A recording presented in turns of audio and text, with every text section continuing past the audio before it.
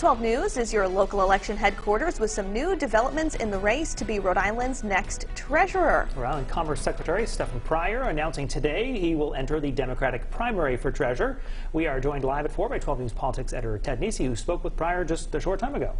Yeah, Brian, this has been rumored for a while. Incumbent General Treasurer Seth Magaziner can't run again due to term limits, and for months, State House folks had been whispering Pryor would announce a run for the job. Well, today he finally pulled the trigger. Pryor tells me he's proud of the work he's done under Governors Raimondo and McKee to improve the state's economy, and he cites data that suggests Rhode Island is recovering economically faster from the pandemic than other states.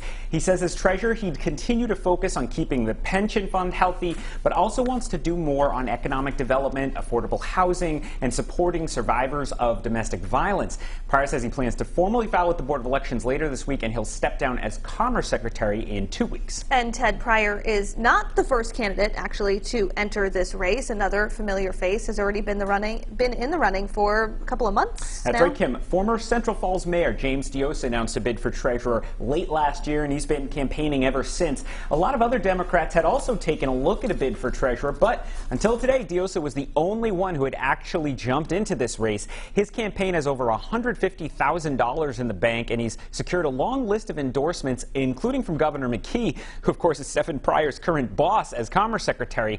Now, Diossa's team is hoping his head start and the fact that he's held office before will give him the edge over Pryor, while Pryor's supporters argue he has more relevant experience for what the treasurer's job entails. And whoever wins this is going to go on to face a newly declared Republican candidate, James Lathrop. He is the town finance director in North Kingstown, and he's set to kick off his campaign for treasurer tonight.